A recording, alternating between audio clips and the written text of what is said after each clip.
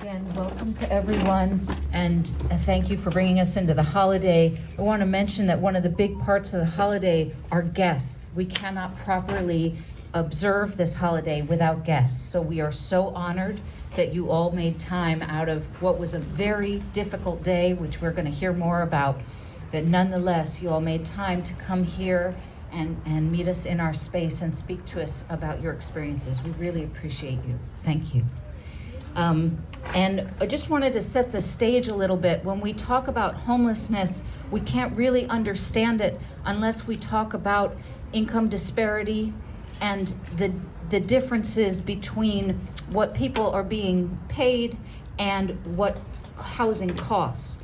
Since 2001, the cost of housing, to purchase housing, a home, has gone up 30%. The cost to rent a home, inclusive of utilities, has gone up 15%. But I'm talking all median numbers here. The median number for wage increase has been 3.4%.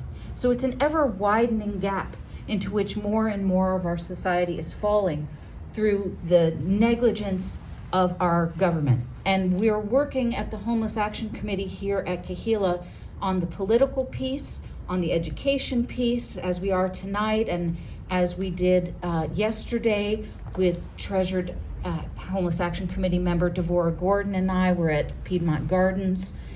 And so we do education, we do political, and we do direct service to the Wood Street encampment.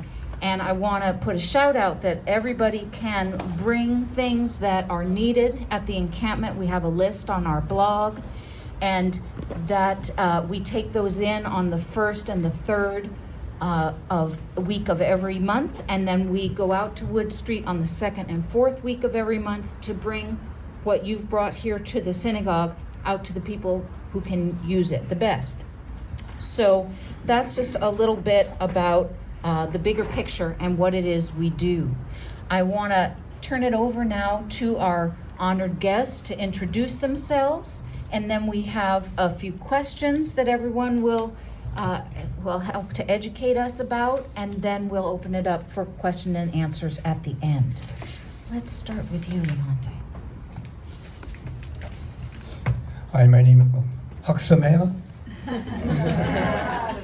My name is Lamante, and I'm homeless on Wood Street at the Wood Street Commons, and I would like to thank you guys. This is fashioned by this synagogue that you see me wearing. Hello, my name is Lejeune Harper. I'm a Oakland native, born and raised. I'm a single mother, and I've been a Wood Street resident since, for like 7, 8 years. I'm not quite sure, but I've been on the streets since 2012 for sure. I do know that. So, thank you. Good evening, my name is Moose. It's a distinct pleasure and an honor to be here in the company of everyone. And I'm currently a resident at Wood Street, and I immigrated to this country when I was a child, 4 years old, and I've been in the Bay Area since, from Oakland, Berkeley, Albany, and last couple of years has been difficult, and I've been in the street and part of this community here at Wood Street.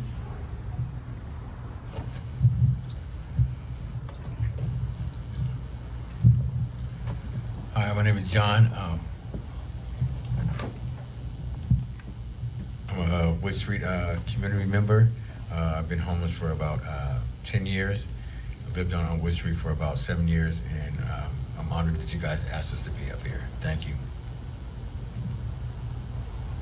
Hi, my name is Talia. My nickname is Boots, and I'm a Kahila member and the founder and organizer with Love and Justice in the Streets, which is a volunteer organization, and have been connecting with Wood Street residents much more intensely recently, but have in 2017 had the opportunity to meet with Leilani Farah, the special rapporteur from the United Nations on the right to adequate housing and bring her to Wood Street to meet with some residents at that time. And I just want to thank everyone for being a guest. I feel like I'm a guest in your home all the time, rolling in there. And I feel like you're a guest in my spiritual home tonight, so thank you.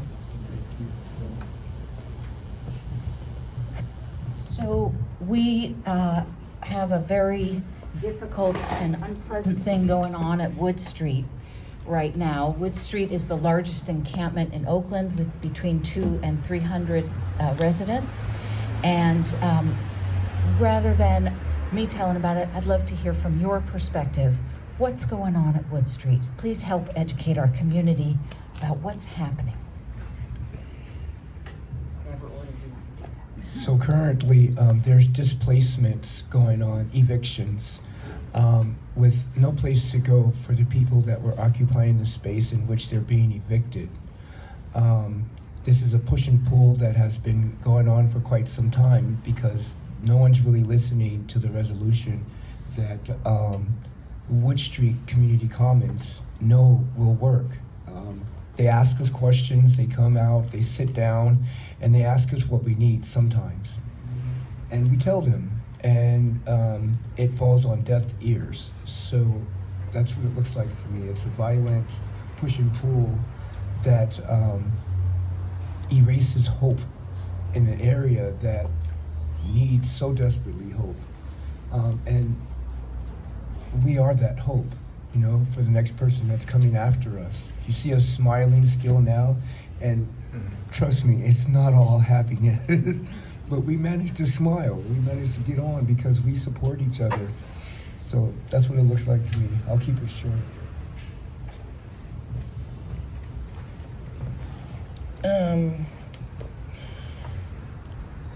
When asked this question, some words came up for me.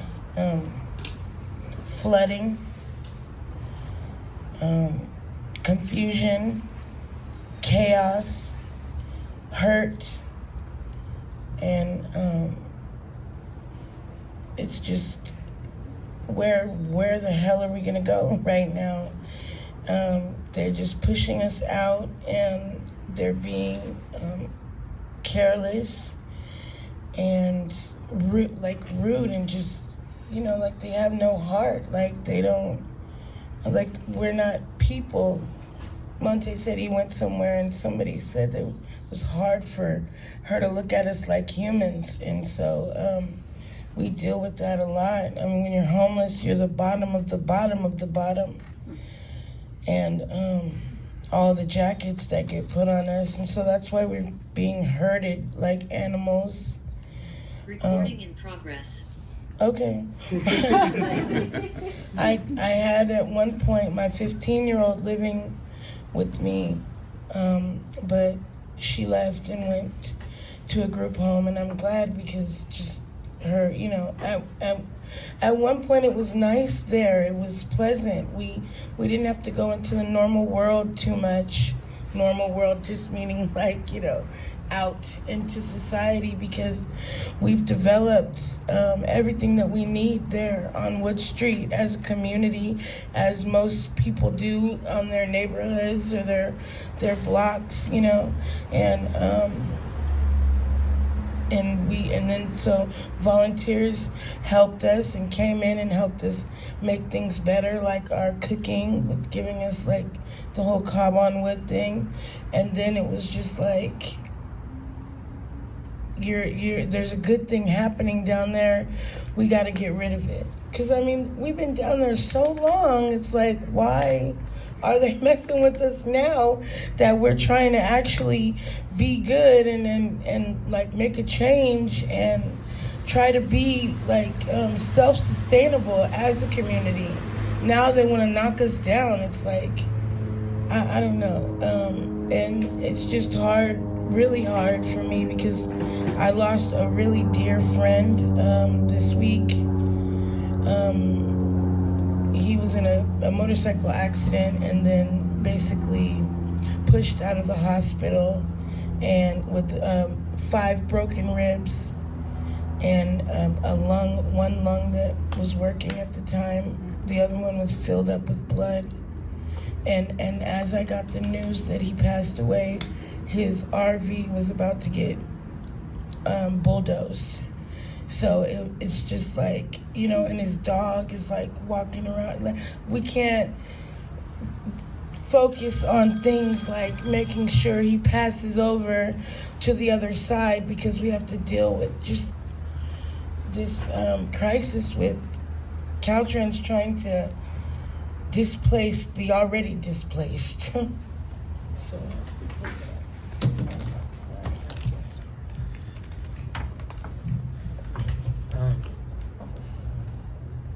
Yeah, that's one of the, just to touch on what Leger was saying, one of the issues that people don't think about is a lot of hospitals or health practitioners don't want to help people who are homeless or who come in with torn clothes or who looks like they've been on the street. So he may have not gotten the health care he deserved.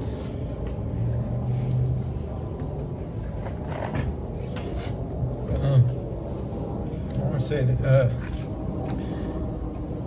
Wood Street and its members, its community, has offered me something that I didn't get with you know, with handouts and clothes and food and such that people offer where people are scattered around where they don't have homes. It's thank you. It's a place where you can come back and see people that have been there the day before that aren't going to judge you, that look at you like they understand what you're going through, and it's turned into a community of people who can support each other, whatever their goals are. I mean, there are people who have lost a family member and become homeless, recently immigrated people who become homeless, people who just come out of like institutions like a jail or other health institutions that don't have the resources or tools at the time to go right back into a situation where they can be housed and have a car and go to work every day. And there's a mix of people there who just help each other get through it and solve the needs that they have. And there are people from outside the community, like Boots and everyone, that come in to help us and you know, bring us some of the things, fill in the blanks, you know, where they are, and allow us to network and meet people and come out here and talk to your community, which is a beautiful community, just by looking at the people's faces and what you guys have going on here. It's nice to be a part of something. It's nice to look around and see people, whether it's struggle or gain, you know, that you've experienced together, that you feel at home with, and that's what we're trying to do over there, is just help the constant influx of people that are losing their homes find some dignity and find a place where they can be understood. Thank you.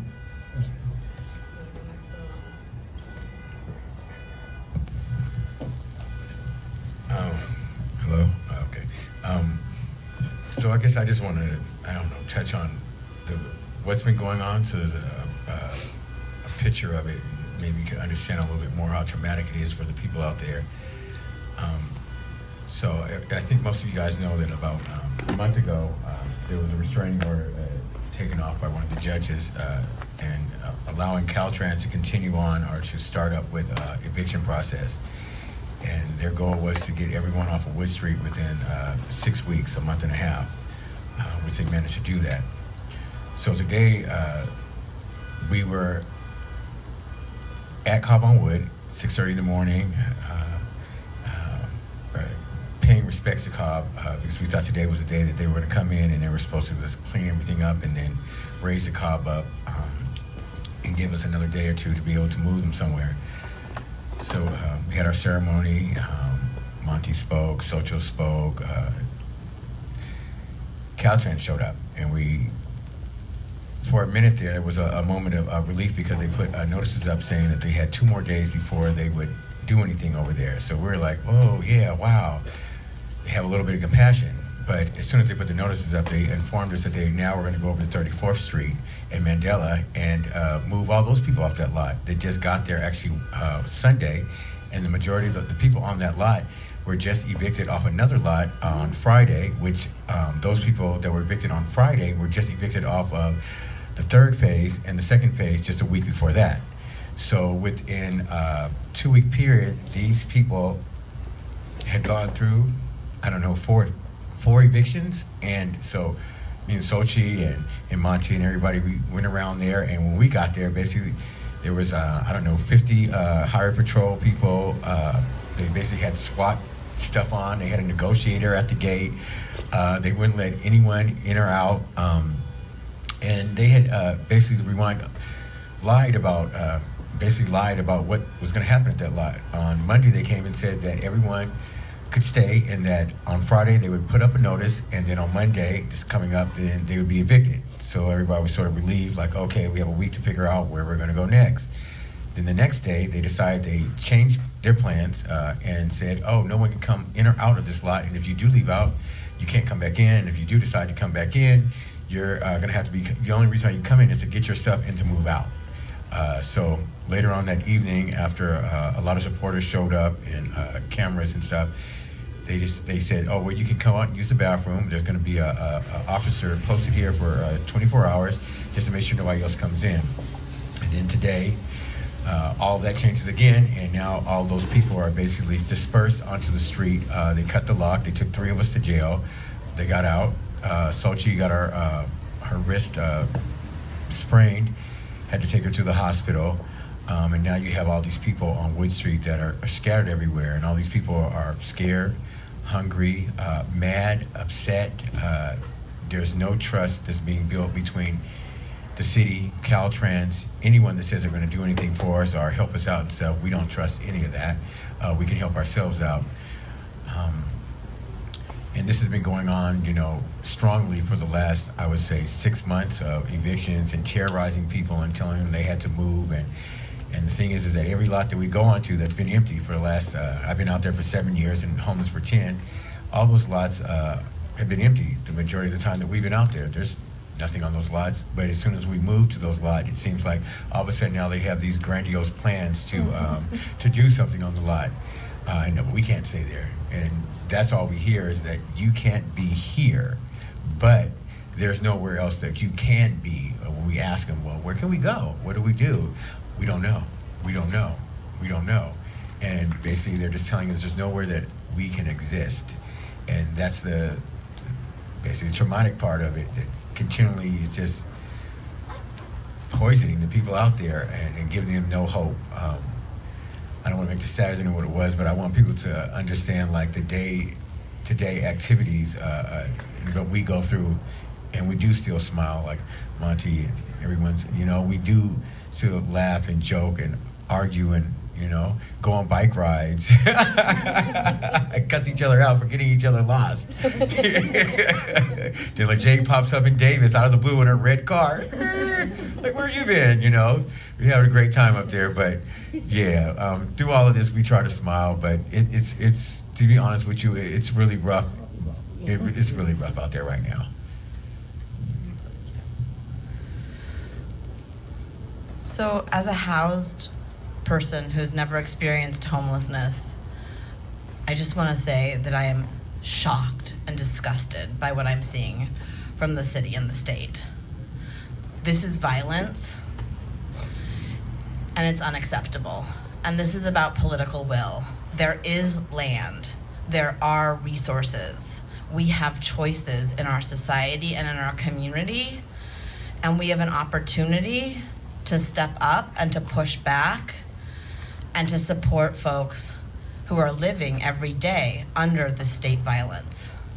Today I woke up to emergency phone calls, jumped into my clothing and hobbled out the door in my cast and came down to see over 50 CHP officers surrounding about 12 unhoused community members who were simply trying to exist. This is unacceptable. Mayor Libby Schaaf and Governor Gavin Newsom should be ashamed of themselves. This is unacceptable. There is something really beautiful that I want to also share that's going on, and that's about resistance and resilience and community love and care. And that's what I see whenever I come to Wood Street, is I see a community of care, people caring for each other, people taking, giving to each other whatever they have, and supporting each other. That's not something that many housed people have access to, that same sense of community and care, and that is a beautiful gift. People are organizing, people are resisting, and it's an opportunity for all of us who are living in Oakland to participate, to figure out ways that we can get involved. We're going to talk a little bit more about that later, but I think to just fill in a little bit around what's going on at Wood Street, this, for people who haven't been there, it's many neighborhoods, I would say, together that are on different pieces of land. Some of the land is owned by the state, that's Caltrans land. Some of it's owned by the city, and some of it's owned by BNSF Railroad, and some of it's owned by private corporations like Game Changers, which is being leased by the city of Oakland. So all of these neighborhoods are connected to each other, and community members across land barriers are in community with each other. And so these different state agencies are coming and enforcing violence without any solutions.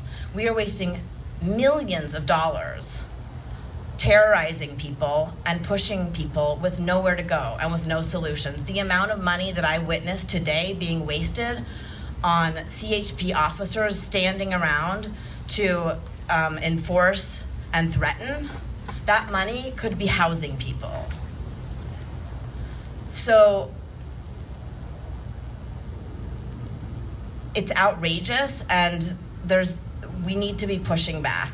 I want to let Naomi ask the next question, and then we'll come back to some of the solutions or ideas. Thank you for all of those very insightful and articulate answers. Thank you very much. I want to support what was said there about our city resources, that we are spending millions of dollars in Oakland, but we're spending it to chase people from one place to another without any sort of long-term plan. And I also want to bring up one of the very common myths, which was that Moose alluded to, that, you know, people fall off of the economic precipice for a number of precipitating factors. Could be coming out of the hospital, could be coming out of jail, could be mental health or substance use. All of those issues happen in the housed community and the unhoused community, and it's the fact that we have pushed people to the edge economically that we're seeing these issues force people into homelessness. Homelessness is a housing problem, not a problem of individual failing, but of our systemic policy and political issues. And when they say they're being pushed off the land, we want to be really clear that the city, none of those 4 agencies that Talia spoke of, are offering sufficient housing in alternative, in direct flagrant disregard of the 2018 ruling by the Supreme Court, Martin versus City of Boise, that says that if you're not going to allow people to camp on public land, then you must offer shelter. And Oakland is not doing that, and California is not doing that. And so we have some things in the chat and on the handouts here in person about who you can contact on the city council and the mayor to let your outrage be known. Our next question is, what would you see, both in the short and the long term, what do you see, I just lost the exact wording, what would you like to see moving forward for yourself and the Wood Street community in the short and in the long term? Do we want to start with you, John, since we started this in last time? Short term, stop the evictions. Like, let people, give them a break. Give them a minute to breathe. I mean, this group of people up here right now, we have great things that are in the works that we try to maintain on a day-to-day basis, but there's always that threat of eviction, so it's hard. We're not really sure if you're going to be on the chopping block next. We're sort of blessed to be on the land that we're on right now, just because it seems like we're probably last on the chopping block when it comes down to eviction. So we've been able to create some things there that helps out, the rest of the community, and sort of supports them, sort of like part of the foundation for them. I just want eviction to stop short term. Long term, I hope that we can partner with enough people out there in the community, and maybe some of these other agencies, but probably not, just rather partner with community members that appreciate and are for what we're doing, to create a stable environment for people to be able to come to and get some footing. That requires a piece of land and a little bit of money, honestly, so we can have a community that's self-sufficient and is out there really trying to do the things that the people that we elect are supposed to be doing, looking out for their community. So I hope in the long term that we'll be able to acquire a big piece of land and be able to show people out there how it's really supposed to be done when you talk about being a community.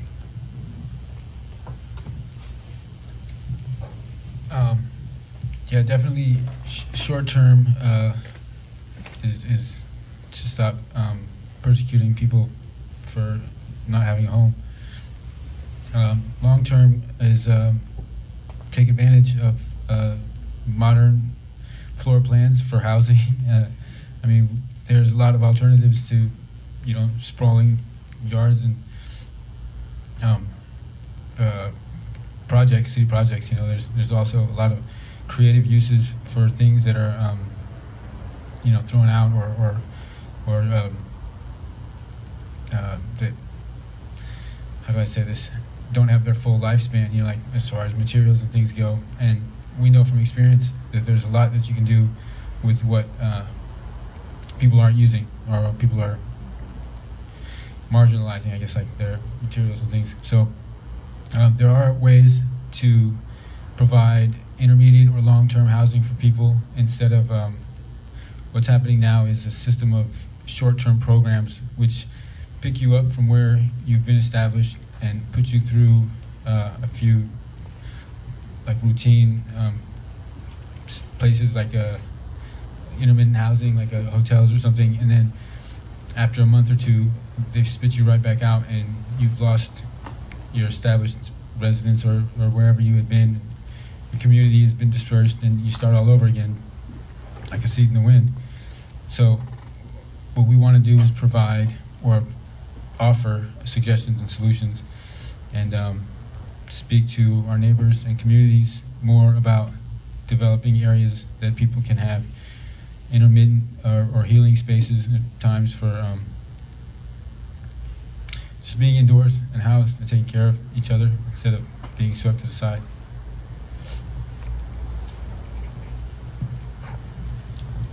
Short-term goals, I think one is just really pushing that Oakland's community recognizes us as residents as well. We're not going anywhere. We're not going to poof and disappear. Also, and I always say this, but the face of homelessness has changed a lot from when I was growing up. It was the Vietnam vets, that will work for food and stuff.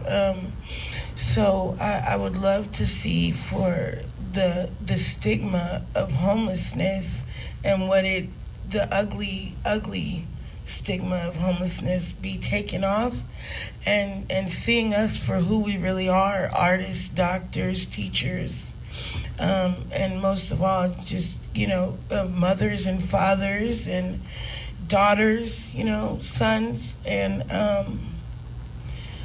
I would love to see for the money that's being spent for homeless people be used, wisely, and stop giving it to these people who are there just for the check.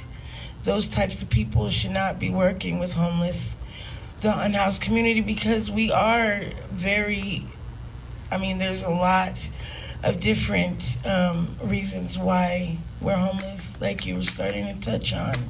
And so in the past, they've been trying to fit us in this one like cookie mold, you know, and that's what the tough sheds are, and that's what these project house keys are, addressing that one type of homeless person, or that one issue that this person is having and why they're homeless. But in at the end, that doesn't even really solve anything. So we need for money to be given to address the root causes of why we ended up on the streets in the first place. You know, I know you know what that means, but for instance, myself, I was working in a nonprofit. I was a facilitator. I did policy advocacy. I was a supervisor and a case manager, and also a mother of 2 girls, single mother, like I said. And that was right when Bush had given us all those free stimulus money, and then handed the country over to Obama, and we had to take a like $1.something million budget cut. And so in my career, it was either I get promoted to a director or I lost my job, and my job was my everything. I was like shocked, and I lost everything within like 3 months: my house, my car, my kids, my dog. I had a dog, my boyfriend, everything. And so just not being able to support myself is a reason why I'm on the streets. And then once you get in the streets, especially in Berkeley, that's a straight up vortex. It's like they don't want homeless people there, but they have all these college kids, and they have everything you need within a 6-block radius, you know. And the majority of the homeless folks in Berkeley have mental health issues and stuff. And so, and the police out there, their way to deal with homelessness is through incarceration. So I had to leave Berkeley or go to prison, you know. So I came out here and out to Oakland. But yeah, I've been in situations at the EDD office where they told my husband he would have to leave his backpack outside because it was too big to sit at the computer to look for jobs. And so I'm telling him, you're telling this man, like, do you know who you work with here, you know? And you're telling him to have the ultimatum of giving up everything he owns in his life, so he's got to go find a bush in downtown Oakland, which barely exists, to stash his backpack in, when he could clearly put it right in front of his feet, you know. So we were forced to leave. We couldn't do job searching and stuff like that at the EDD office. And, you know, so yeah, I would really love to see that money is being spent for people who genuinely care about their community and the people that they work with. Yeah.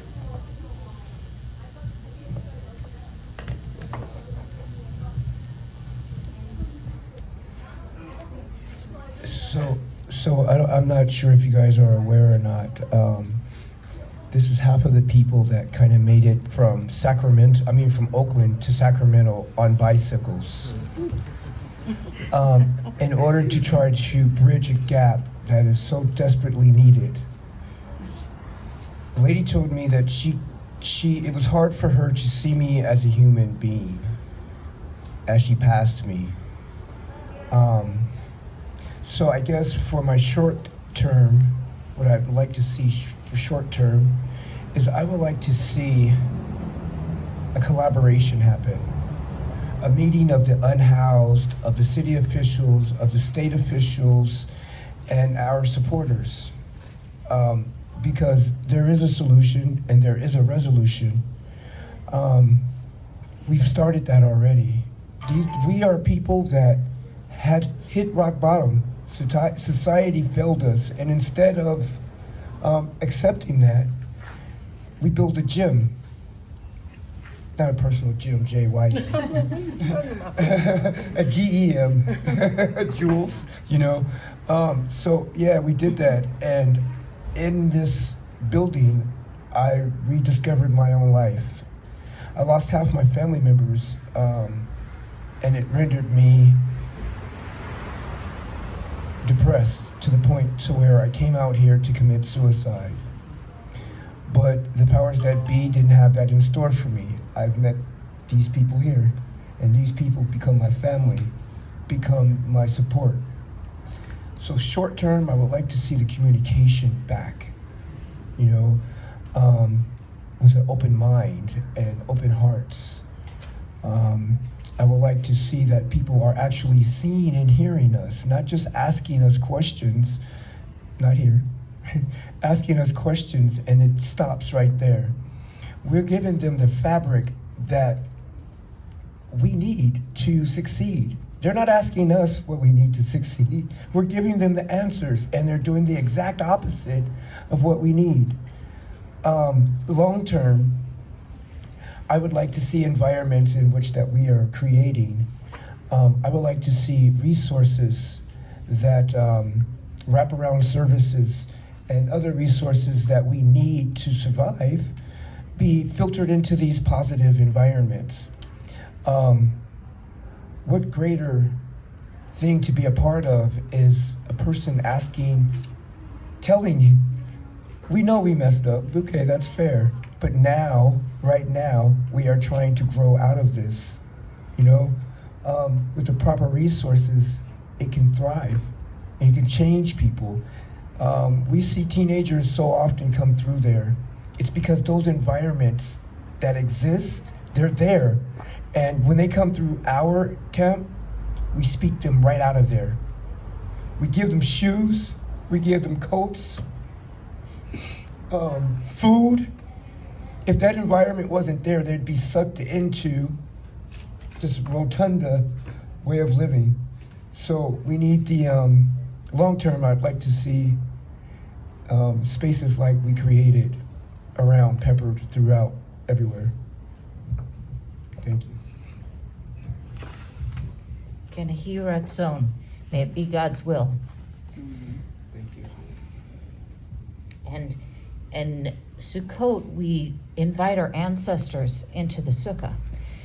Abraham and Joseph and Jacob and Isaac and Aaron and Miriam and Deborah and Sarah and Rachel and Leah, and we Abigail, and we remember their great qualities. And I want to say, in contrast to that thoughtless woman who said that comment to you, that not only are you a person, are you people, but you're exemplary people. I have seen in my 56 visits out to the streets and to encampments from the people who live there, the kinds of qualities that we admire in our ancestors, that strength, that loving kindness, that resilience. So I just want to say that we see you and we appreciate you. And again, thank you so much for being here. Our final question is how housed people can best assist in the struggle. So I want to speak to that for a moment as a housed person about what we can do, and then want to pass it to you to speak more on that. A tradition as we invite in the Ushpizan, our ancestors, is, we feed people in our sukkah, right? And we are supposed to put food out for our ancestors.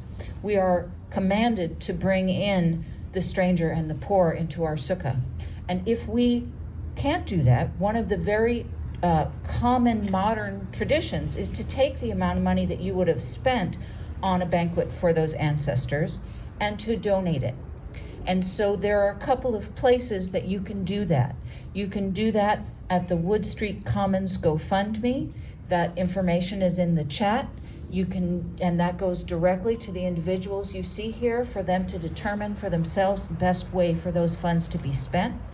You can also donate to Love and Justice in the Streets. There are QR codes on the papers you see in front of you and Earl's in the chat. And Love and Justice is an organization that Talia created and is 100% volunteer run with zero overhead. Every cent that you donate goes directly to food, tents, sleeping gear, and so forth. Another thing you can do is we have both in the chat and then here in person a flyer that was created by the Anti-Police Terror Project that has the names and phone numbers of all of the city council people and the mayor and what it is we need to say to them about opening up land. And also, as I mentioned here at Kahila, the Homeless Action Committee, we have a depot where you can bring goods that are on the list that's on our blog. That blog's URL is on your handout or in the chat in terms of what is most needed. And those can be brought on in the first and third weeks. The details of the days and the times are both in the chat and on the handout. And then you can know that on the second and fourth weeks of every month, those goods will go out directly to the residents you see here and the people that they are in community with. And I want to say they've done a spectacular job in sharing the wealth and setting up a place for people to come and get what they need. You could hear it in Moose's speech, but he's like 100% an environmental activist, always checking in to make sure, could we bring some compost bags as well as some garbage bags? And, so that's, so those are 3 ways that you can help. You can donate to Love and Justice or the GoFundMe. You can call your city government, and you can donate material goods to our depot. So those are some ways to help, and then I want to turn it over to our honored guests to share anything else that they have to say about what we as house people can do to support the struggle. We like to see you guys. We really do. Positive energy, an act of kindness has changed me deeply. Like I said, I came out to not be here anymore, but an act of kindness is one of the reasons why I'm here. So we would like to invite you guys to come down to Wood Street Community Commons and let's share energy. It's a clean environment-ish. we're a work in progress, but you will be received with all of the welcome that you guys have received us, and it's greatly appreciated.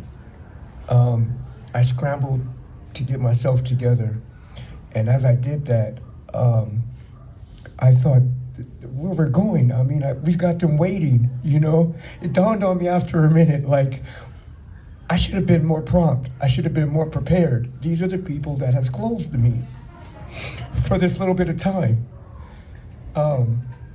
We do appreciate that. So what you guys can do is just continue to do what you're doing and come visit us.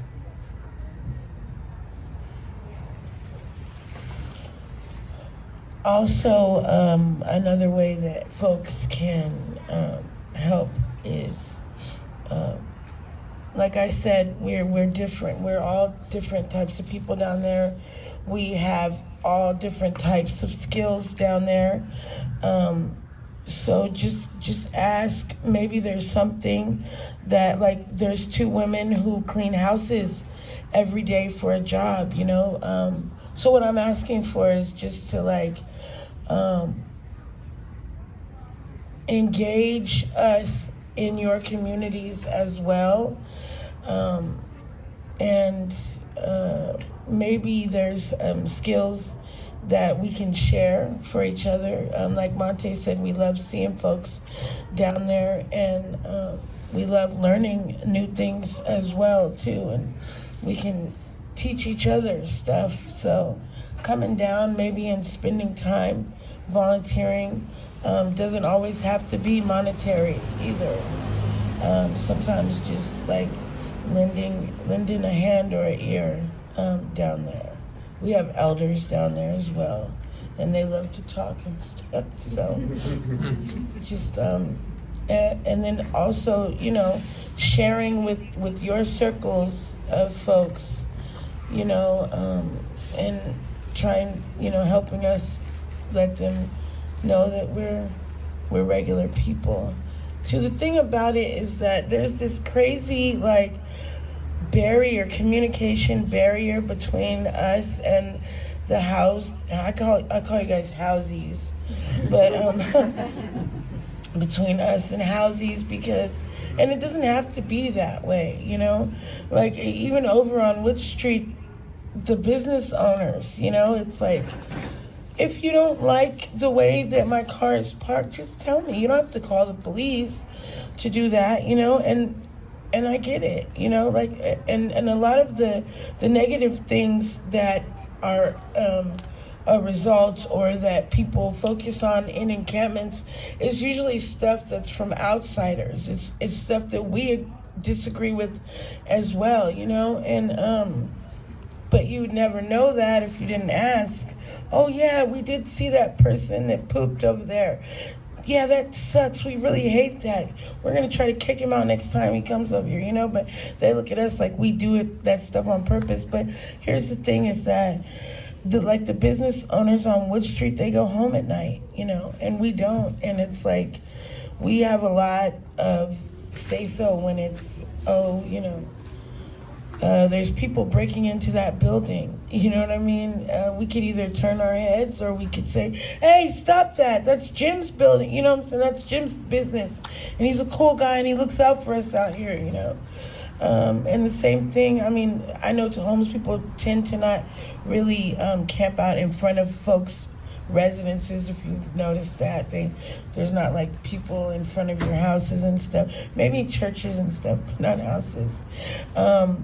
But just, yeah, like engaging the homeless community with, you know, things around our community together. And yeah, just keep doing what you're doing. And thank you very much for just giving us this opportunity to share with you all.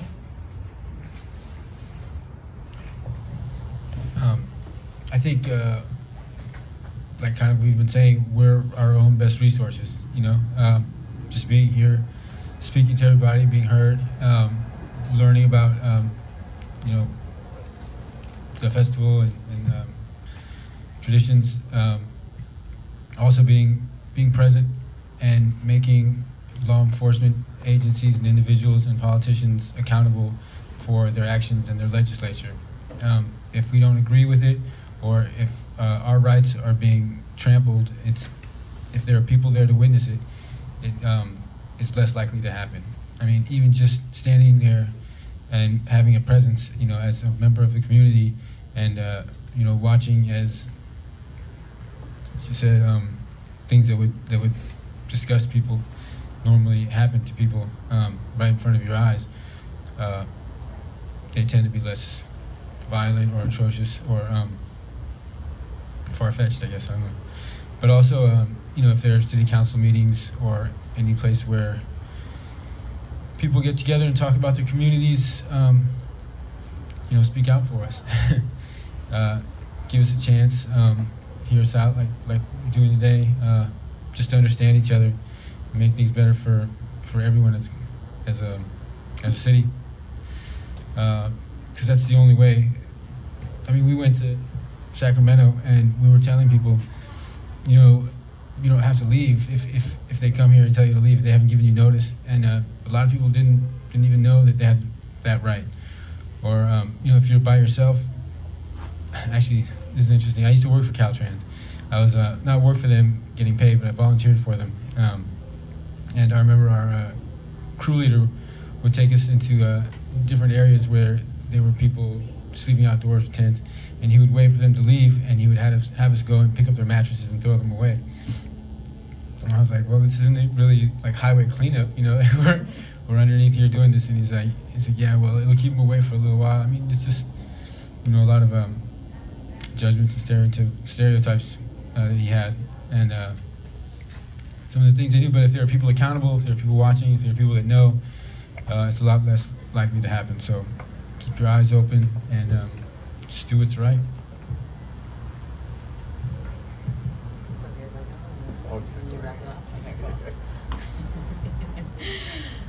So I want to invite housed people to join in speaking out right now. Today, people from Wood Street were again evicted. Right now, the city of Oakland is still on Wood Street evicting people who were evicted already by Caltrans.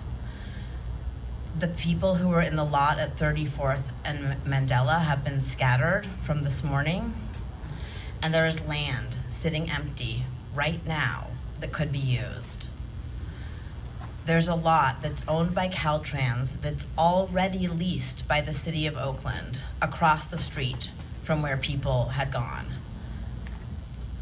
And that lot used to be a safe RV site, but they closed it down and kicked everyone out.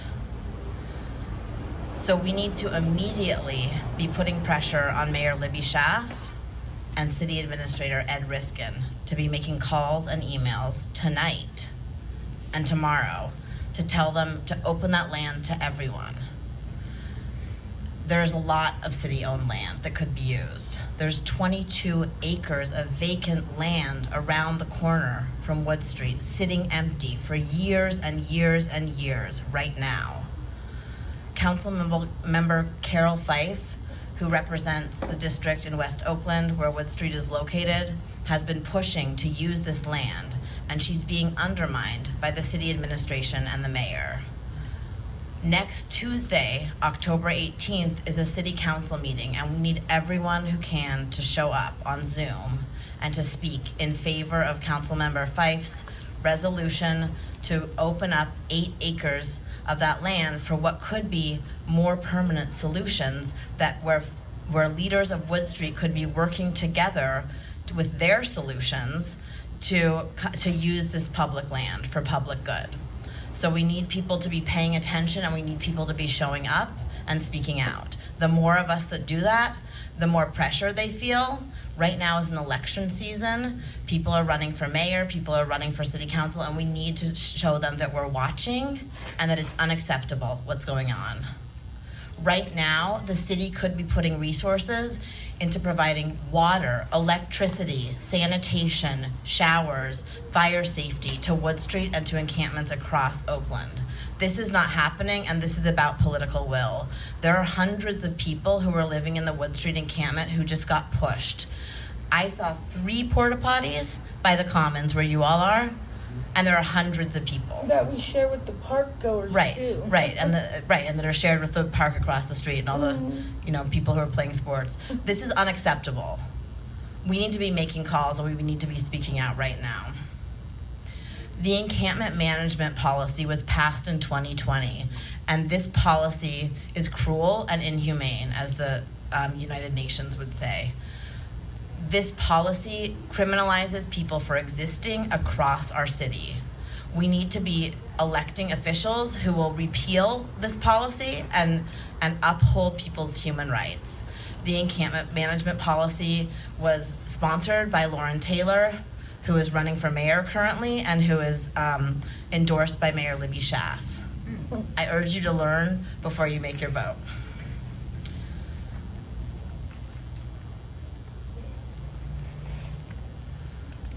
I think that's the last thing that I want to say is that tonight on Sukkot, we have an opportunity to welcome our ancestors and people that we've lost and their spirits and their memories into our shelter of peace. And in the past week, a beloved member of the Wood Street community died. And right now we have an opportunity to help support their burial with dignity that has not yet happened, and the family of that beloved member of the Wood Street community. So I want to invite people, either if you are in the room and you have access to cash tonight that you want to share to support raising money for the burial to offer that. And if you don't, that you could make a note on the GoFundMe, either to Love and Justice in the Streets and make a note when you make that donation that it's for burial costs, or on the, is that okay if it's on the comment, is that all right? The comments, to make a note when you're making a contribution, that we honor a member of the community and an ancestor now. Thank you.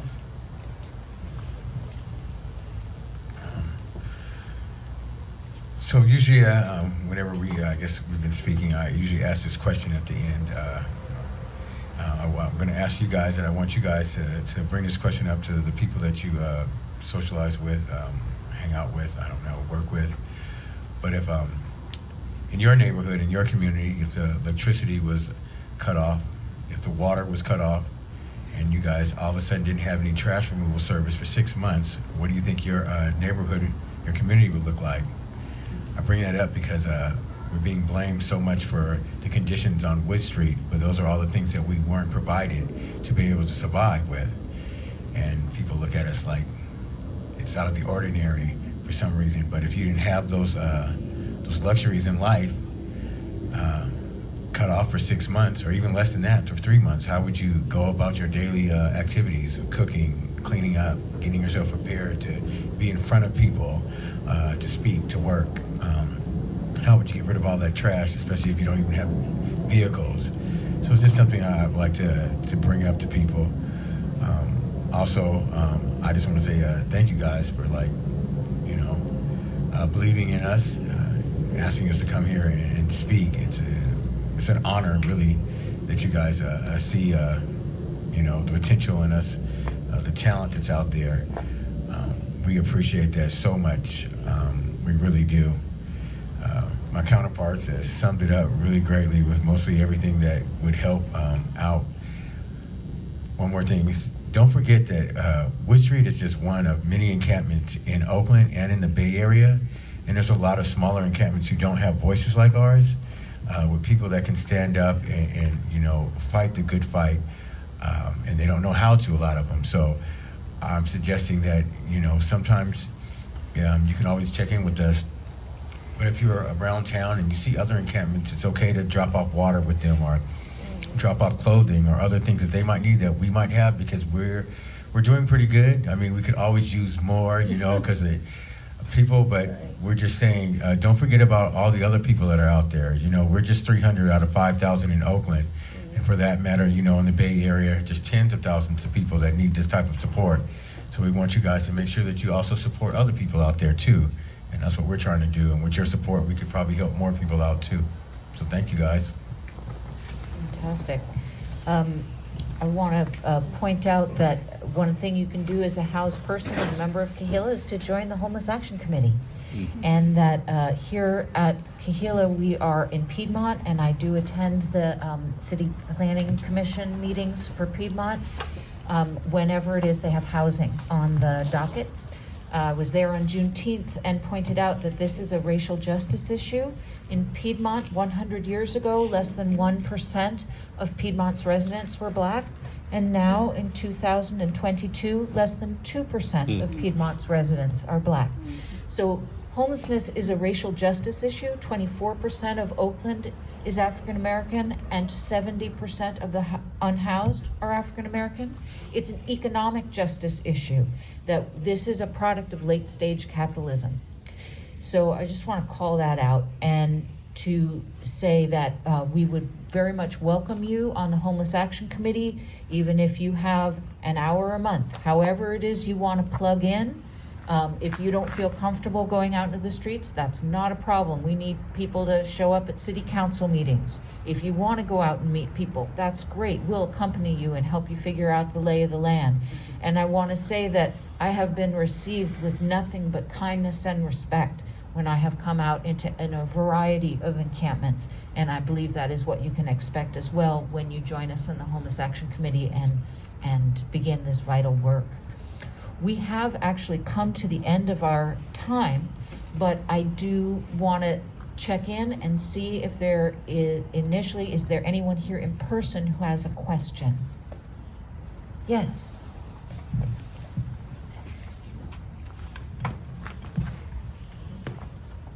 this is the chair of our, an important member of our Economic Justice Committee, Karen Rachels, who's going to speak. If I can untangle this cord.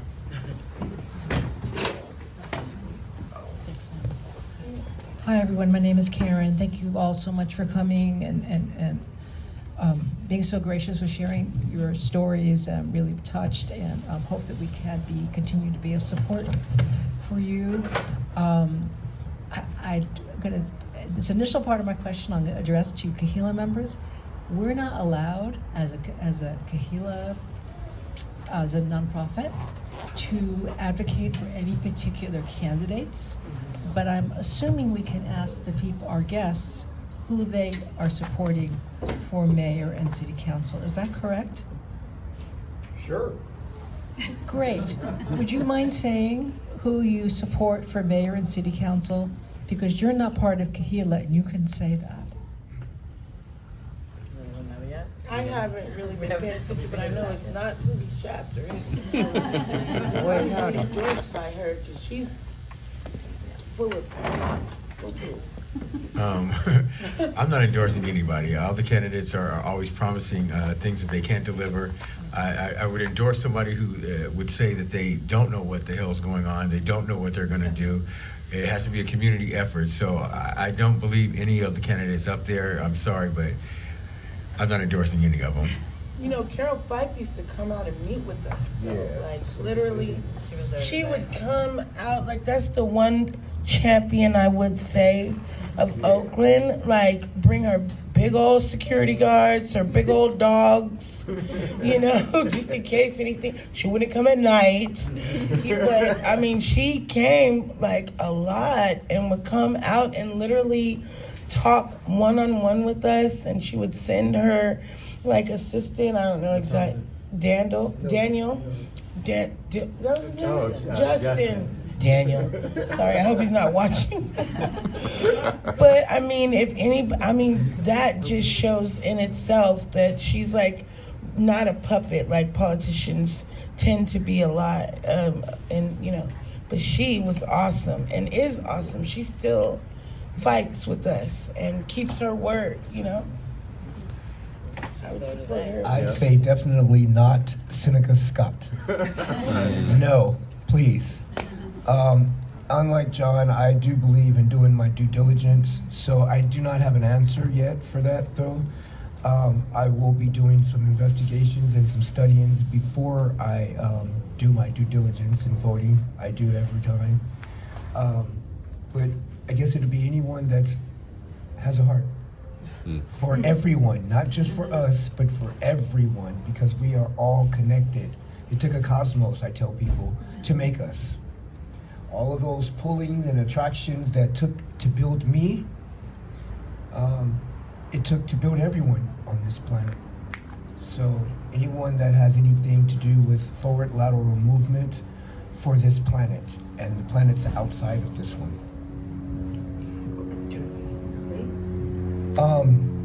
You guys asked what you guys can do for us. I have a lot of skills. I had ADHD growing up as a kid. My parents didn't give me medications. What they did was they put me to work. They taught me a lot of things. So if you need anything from us, please don't hesitate to ask. We are homeless, but we do manage quite all right. And so we have skills that can be offered and lent to you guys as well, okay? We really do appreciate this snazzy jacket and this tie. So much so that I am lending my services to you guys. Thank you so much. Are there any burning questions from our Zoom audience? Well, we've all turned to look at you. We've covered a lot here, so no worries if not. Thank you to everyone who has made time in their evening to come, either in person or by Zoom, and thanks so very much to our honored guests. Let's give them a hand.